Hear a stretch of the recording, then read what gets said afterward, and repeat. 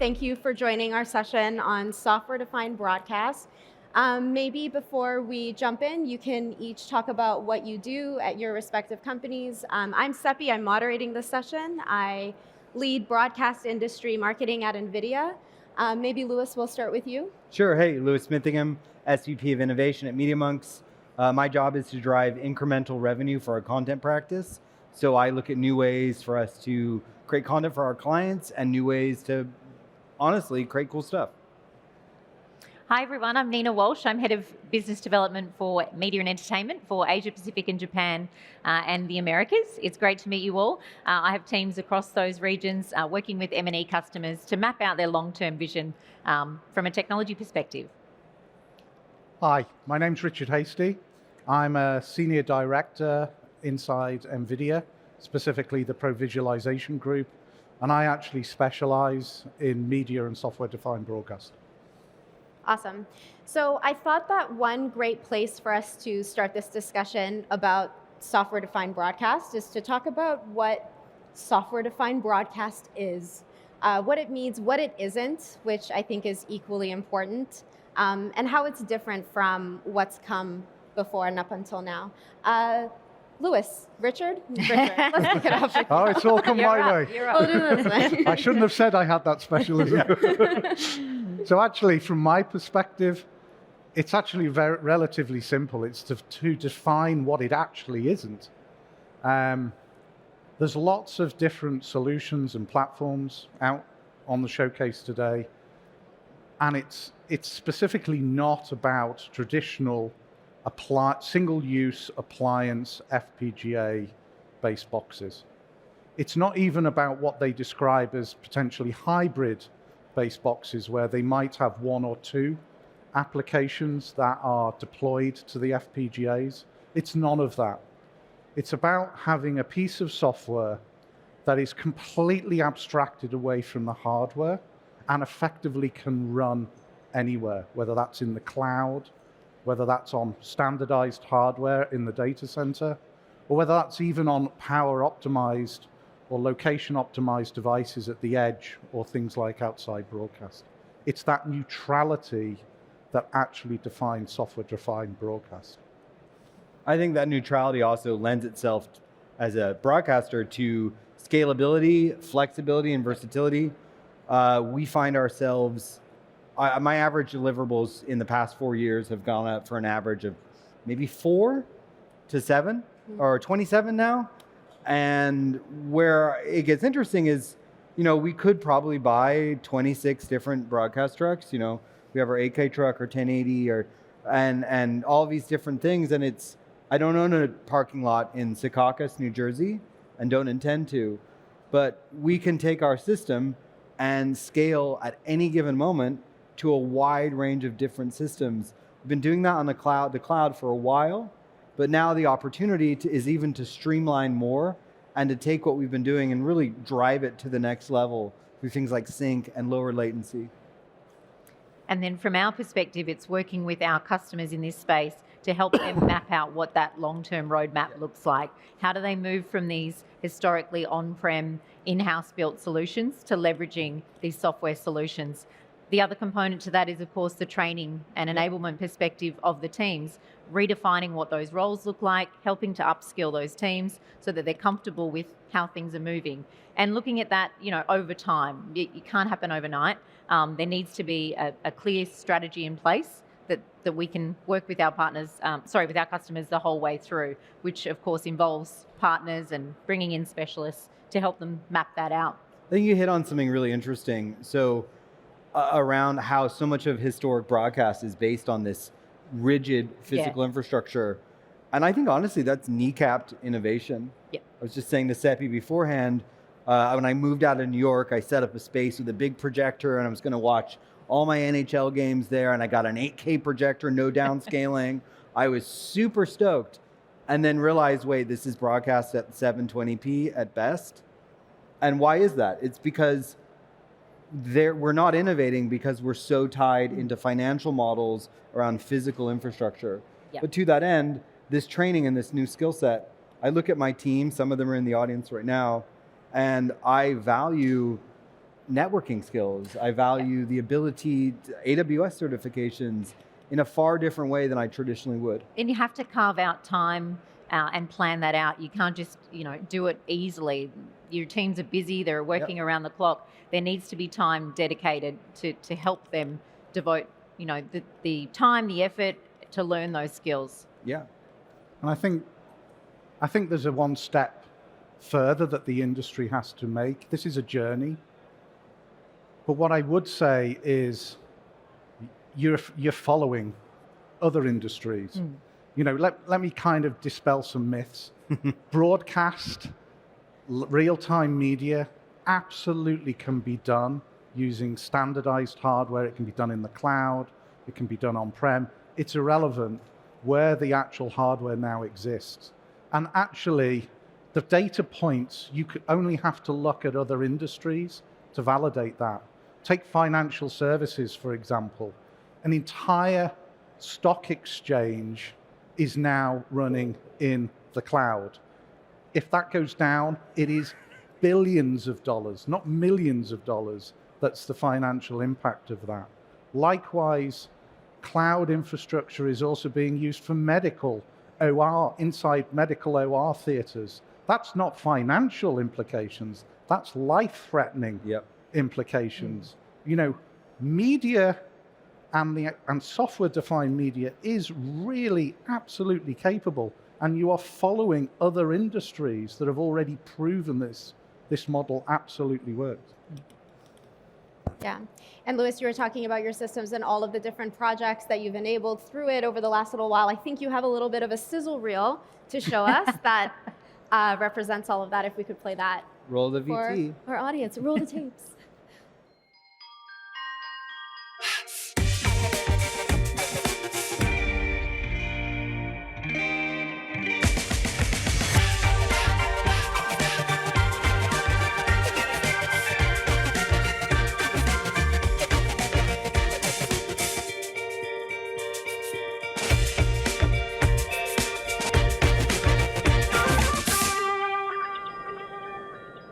So everything you saw there, at least 50% of the team, if not more on average, were not on site, and usually weren't even on the same continent. And I think that's a really interesting thing from a business proposition that we spun up as Media.Monks. Very proud of this. From basically, we never did it, but because we weren't blocked by having to buy massive infrastructure, we were able to spin this up very, very quickly. I remember this all started, there was an SVG article, came out March 27th, 2020. And we had made big plans to buy these huge trucks. And the pandemic hit. And we're sort of like, okay, so maybe we don't have jobs. And we saw this article, this guy Jason O'Malley, who was at the Conan O'Brien show, who's now at AWS, called me and said, man, have you seen this thing? There's this AWS and like this Nimble thing and like this vMix thing and like League of Legends is using it, and they're pretty cool. Like we could try it. And 2 weeks later, I get a call from the NBA. We need you guys to live stream 4K, 60 frames a second from the bubble, 6 cameras, but you can only send 3 people. And I'm like, oh, I'm not turning it down. And so we had to figure it out. And it was rocky initially. And I think actually, like looking back, a lot of the issues we have would have been immediately solved by this solution. Like our biggest show issues were GPU overloads, where a program wasn't able to scale into the next GPU, where programs weren't running efficiently. And it's been an absolutely incredible journey to be able to deliver content, deliver entertainment at scale in a wide range of different formats across cloud. Yeah, it's really interesting because it's like the pandemic was really a driving force for you to make a change like that. And I'm wondering if we can speak more broadly about other driving forces that are impacting this transition towards software-defined, and also touching on what is ultimately at stake if this transition doesn't happen. So I'll give you 2 things there. So one, the first thing that I'm most excited about is the team I've assembled. I have collected a bunch of crazy people that I've always wanted to work with, but they live in random places like Nottingham or Yonkers, and I could never hire them before. Well, we work in the cloud now, so it doesn't matter. My team on a day-to-day basis is Orlando, North Carolina, Los Angeles, New York, Nottingham, Florida, Sao Paulo, Buenos Aires, Germany, South Africa, all collaborating together, and that's really, really cool, and they're not flying around anywhere. So that brings us to the next thing after talent is sustainability. So we were the first agency signer of Amazon's climate pledge. Yep. And we get audited by PwC, and the S4 Capital company owns us, buys us each a forest every year. It's very cool. And PwC is basically running the lugs on our shows. It's always been a foregone conclusion that production cannot be sustainable. Like, it's just a wasteful industry. Get over it, deal with it. It's never gonna change. We need 8 generators because the one's a primary and the other 6 are backups.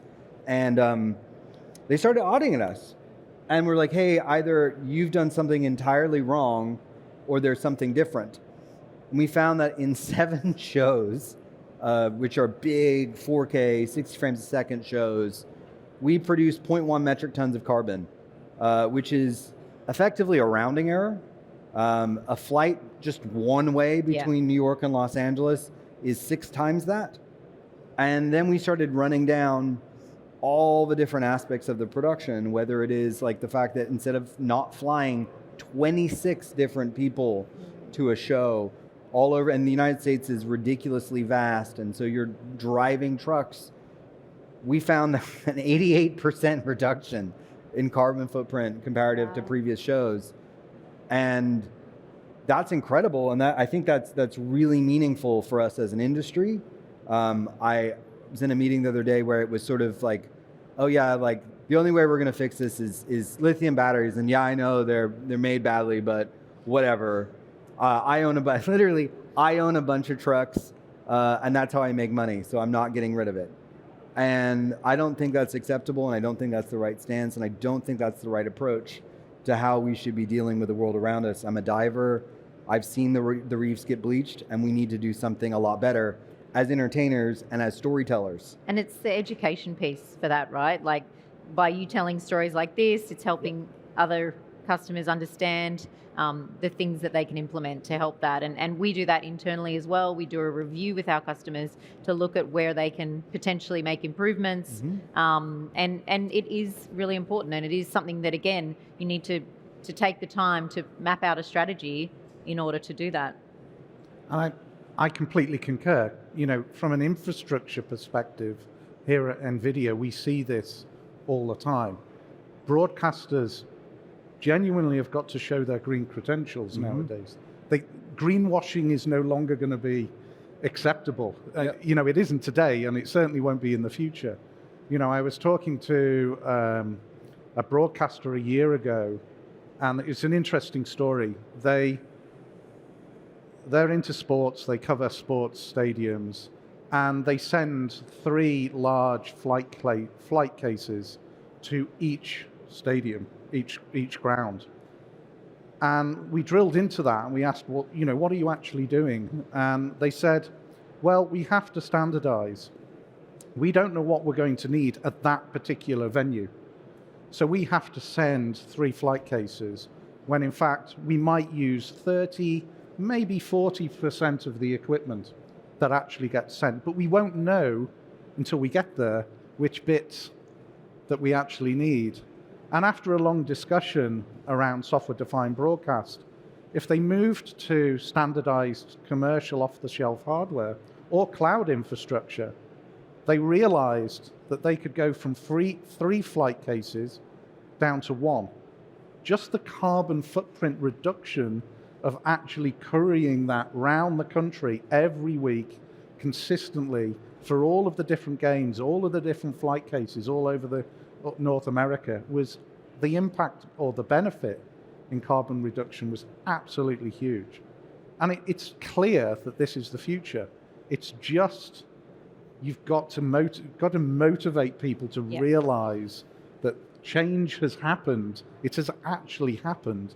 You just need to get on the right train. I think you hit on something as well, and I'll be the crass American and tag that you also just indicated that you reduced how many flight packs and how much equipment. it's a massive reduction in costs Yeah. as well. And that's something, again, for somebody who's required to deliver, like in the reel you saw a TikTok vertical broadcast of a Broadway show. You saw a motion capture system where half of the thing was in Edge and the other half was on-prem on an LED wall stage. We could not have used the same equipment for every single show.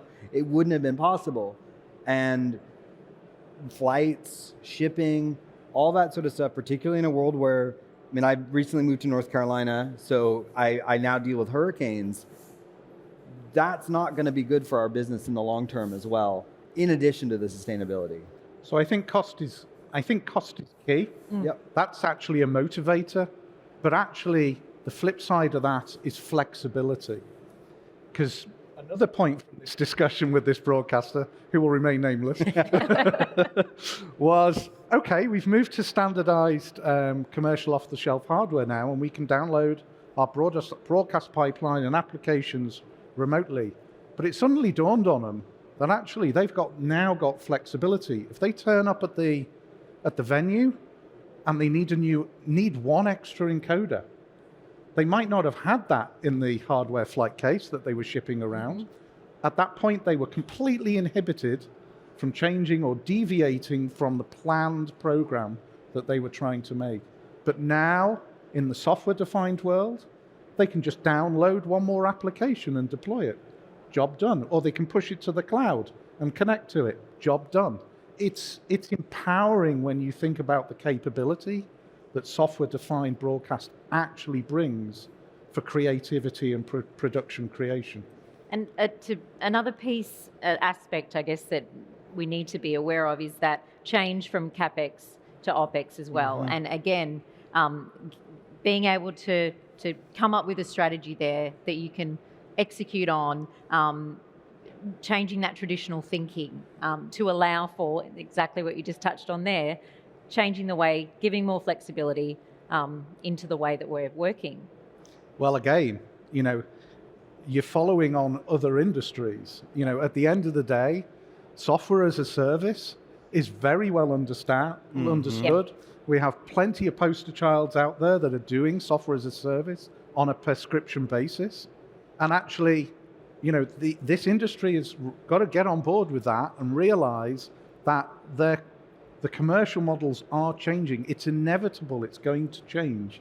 And actually, just taking it on an OpEx basis, on demand, when you need it, by subscription, is the way that your customers or the broadcasters are actually going to insist soon that that's how it's adopted. Yeah.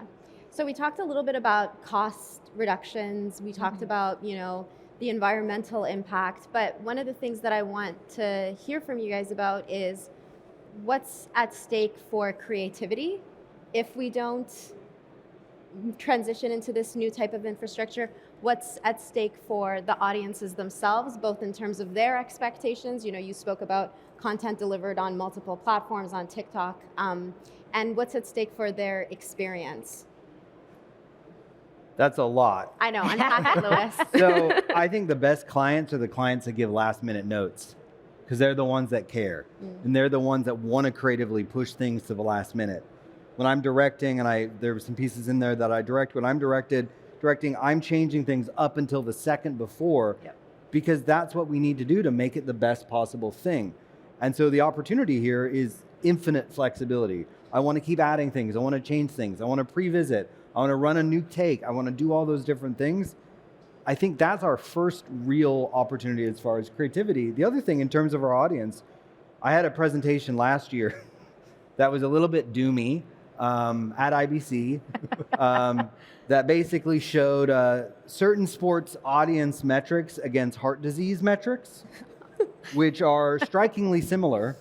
And we have to realize that the way our audiences want to consume media is irrevocably changed. Yeah. And they want shorter clips. They want more personalized clips. They want more entertaining clips. They want stuff that appeals to them as an identity, as an individual, not just as, hey, I'm a monolith from the Southeast, and that's all I am. Like, there's so much more to our identities than just ASL at this point in time. And I think that's the real opportunity, because last time we haven't even touched on this yet. Yeah, it ties into that agility Yep. piece as well, right? Like being able to respond to the wants, the asks of the audiences in almost real time. Being able to ensure that we're creating the content when they want it, where they want it. Yep. We have that flexibility to use the artists, the directors that we want to at the same time, without borders being a restriction to that, without time zones being a restriction to that. Wherever they want as well. Yeah. That's the best part about it. Go ahead. Sorry. And so I tell you what, the way I look at this, the way I look to how the future is going is I look at my son. He's a 15-year-old that's permanently glued to his phone. He doesn't watch linear TV any longer. In fact, I don't believe he ever has, actually. He just doesn't, he uses a television, but he certainly doesn't watch standardized linear television. And I look at that and go, his attention span is sub 5 minutes. Bless him. I love him to bits, but his attention span's 5 minutes.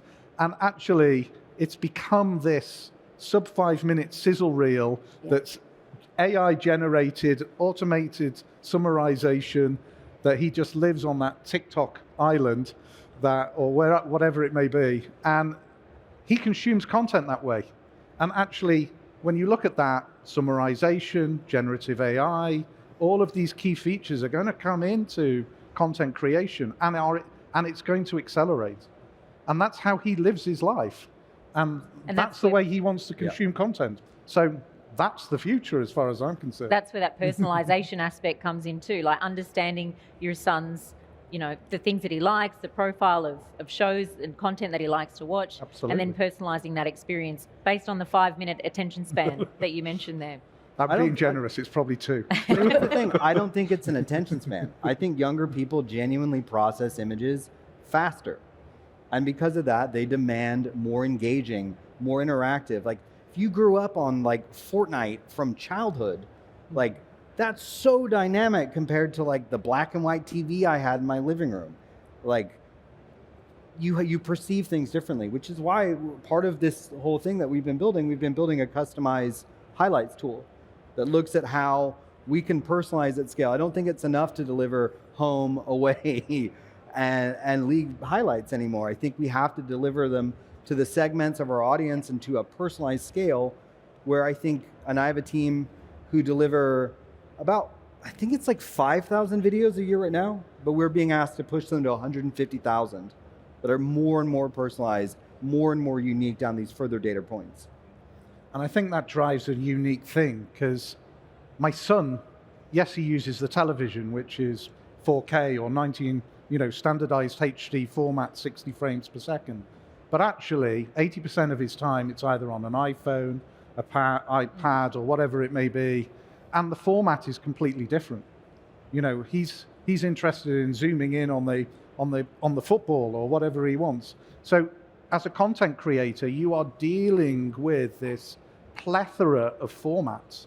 It's no longer the traditional linear 3G or the traditional linear 12G. You've got to cater for all of these formats and optimize the content for all of these formats. And actually, you can't do that with fixed function devices because you don't know what it's going to be tomorrow, let alone in a year's time. And that's why software defined is so important, because it gives you that ongoing flexibility, the ability to pivot, the ability to change your program on demand, and actually execute without having a CapEx write-off period weighing on your shoulders. Right. So we've talked a lot about the opportunities and potential for software-defined broadcast, but I imagine that there are going to be some challenges, whether real or perceived, in actually following through with this adoption and deployment. And Nina, I kind of wanted to start this question with you. You work with broadcasters all over the world. I'm wondering if you can not just touch on what some of these challenges might be, but if the different regions also influence the perception of these challenges. Yeah, absolutely. I think, when there's a new space that's been uncharted, customers look to each other and look to who's going to go first and take the chance and then prove out, a way of doing things. I think from an Asia Pacific and Japan perspective, the region is so diverse. You've got different languages where you need to localize that content. So there's also bringing the feeds from, international, from the US, from Europe, in order to deliver to those audiences, because they don't just want local content either, and vice versa. Being able to consume that Korean-made content here in the US and in Europe. So I think taking all of those factors into account, we have to ensure that we're telling those stories of what customers are doing, and being honest about the challenges as well, and how we work through those challenges, because in that lies those opportunities. But there's always the person that has to go first, and so being able to think about the strategy, where you want to innovate as a company, who those partners and software partners are going to be to help you map out that vision is really important. I wanted to talk about the PGA Tour and their Every Shot Live technology, because that was a really good example that our customers in Australia benefited from, where, the PGA Tour, there's 80 different feeds going on, there's 3 cameras at every hole. Now, us being down in Australia, having golfers like Cam Smith, they may not be in the top 5 at every day. Hopefully they are. But it gives us an opportunity to have a commentator back in Australia commentating on what Cam Smith's doing throughout the tour, as opposed to potentially who's up the top, if they be European or American talent, and vice versa with Korean and Chinese golfers that are participating as well. So again, not having to fly in a crew, film it yourself, follow that crew around, it gives you that flexibility to be able to take those feeds and bring them back locally to audiences, to cater for that entertainment, or maximum entertainment value. So I think one of the biggest challenges from my perspective, NVIDIA's perspective, is the how. That, normally it's the why, but actually it's the how, I think, in this instance, because there's a couple of things. Firstly, there's a lot to learn. A broadcast engineer needs to be a cloud engineer and to be an IT engineer in this new world of tomorrow. So there is a huge learning curve. And then secondly, the how is actually quite challenging at the moment. And it's actually something that NVIDIA is actively trying to address. We've announced at this show our early access program for our new platform, which is Holoscan for Media. And the reason we've done that is principally because we want to try and create that abstraction, as I mentioned earlier, from all of the infrastructure. The application is the valuable bit, whatever it may be: graphics insertion, mixing, play out, encoders, decoders. That's the valuable bit. That's the creative bit. If we can abstract in a standard way the infrastructure, whether it's in the cloud or on-prem or even at outside broadcast use cases, that's really empowering for the application. You build it once and then can run it anywhere. And that's the really powerful change. And that's what we believe actually answers the how. Because once we've standardized that and made it industry pervasive in an open way, so any application can come and use that platform and there's no lock-in, then that is when we really get things on the right trajectory into the future and make this capability real. I think you bring up a really good point, because having your traditional software vendors as a part of this is crucial. And again, change is hard. If you've learned basically by routine memory which buttons to push. Look, I edited for years, and so I'll admit that when I use Premiere, I use Final Cut Pro 7 shortcuts. Because that's what I learned on, and that's what I'm comfortable on, and that's what my second hand is. And I think as we see more traditional programs like VizRT getting into those spaces, I think it becomes less of a crazy barrier It's not that different. You have the same control surfaces. You're using the same software. The difference is like, my favorite quotes I get, well, why, cloud, how do you crimp an NDI? And you're like, well, Why Southern? I have a lot of Southern Southerners accent. on my team. You go straight there.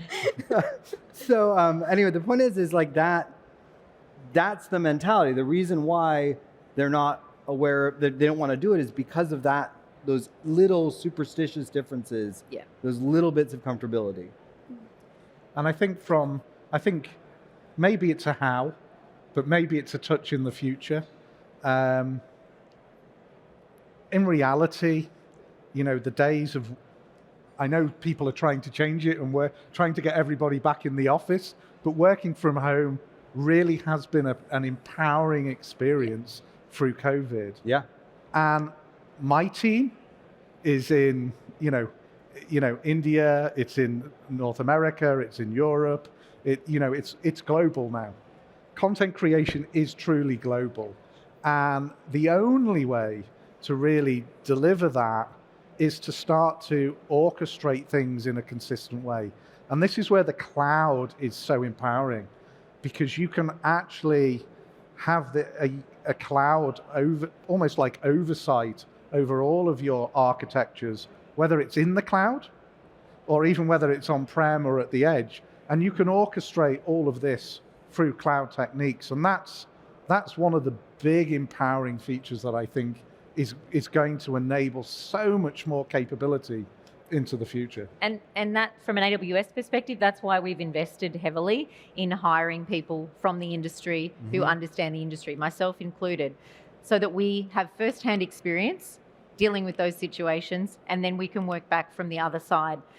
The training aspect, as you touched on, Lewis, and Richard as well, is also crucial to that. And again, we've developed media and entertainment specific training certifications to help our customers upskill their teams, reskill their teams, to make the transition a little easier, we hope. So again, this might be another anecdotal gem from my son. I was actually late to IBC this year because I was actually at my son's school's meeting about what he should choose for his A-levels in the UK. So his next set of exams. And I promise you, I did not influence it at all. I promise you, hand on heart, because I wanted him to make his own choice. But it was really interesting what he picked. He went, right, I need to understand maths because I need a real strong mathematical background. But the other two choices that he made was really interesting. He said, I want to do computer science because I want to understand how cloud and all of the technology works. I want to understand networks and all of these capabilities. And then he said, do you know what? My dad's got so many cameras in his office, it's ridiculous. And he said, I want to understand media studies as well. Yeah. And actually, I walked out of the school at the end of the meeting and I thought, do you know what? That's a really interesting mix, because he's going to be really empowered in the future to do some really clever things with those decisions, I think. Maybe subliminal messaging. Maybe. He sees too much junk in my office. That's what it is. Subtly influenced. We've spoken a little bit about the future, but I want to dive into it with this final question. We've talked about driving forces, we've talked about technologies, and I want to see how each of you see the industry being shaped by some of what we discussed today. And Lewis, maybe we'll start with you. Oh, wow. This is intense. I think that the industry is shifting to this is going to sound insane, but I'll explain, a multi-dimensional ecosystem of delivery where you no longer have, it used to be, you go to literally one of 3 channels, and now your channels could be anywhere. You could be in Fortnite. You could be broadcasting to TikTok, you could be broadcasting to Twitch, you could be broadcasting a wide swath of different places. And I think as media shifts into that space where we start to acknowledge Z-space, having that flexibility as media creators and as broadcasters is what really will change the way we engage, interact, and personalize our content. Mina? Yep, the personalization aspect you know, as we've talked about, different viewers want to consume content in different ways. And so being able to ensure that we're delivering that content in the way that the individual wants to receive it, and that leads then up the chain to the content that we're producing. Based on the metrics that we have, the research that we have based on those customers. So being able to understand each and every customer individually at a granular detail is what's going to help, you know, revolutionize the way that we deliver that content and the type of content that we're creating. The tools from a technology perspective hopefully makes that whole process easier, smoother, faster, so that the time to market is crucial there as well. Yeah. And I think from NVIDIA's perspective, it's when you glue everything together. You can't drive personalization without understanding what your audience wants, and that's right at the top. Before personalization comes effectively recommendation engines. Yep. That is the analytical part of it, and it's deciding, hey Richard, I think I should show you this image. Yeah, and then you have the personalization, and that's getting more and more sophisticated. But the actual nth game of that is actually one-to-one personalization. Your feed is unique to you. Yep. It might be based on standardized content, but the feed is actually personalized to you, directly to you. And the only way that can be achieved is when you start to intersect with generative AI, because that's when you can start to put that into the creative process to tailor that standardized content to you as an individual. And it's only when all those three things come together that actually, I think, that's where I see the industry going, in my opinion. Amazing. And on that note, we will wrap up our panel. I want to thank all of our panelists for joining us. It was a really great conversation. I'd like to thank all of you as well for being here.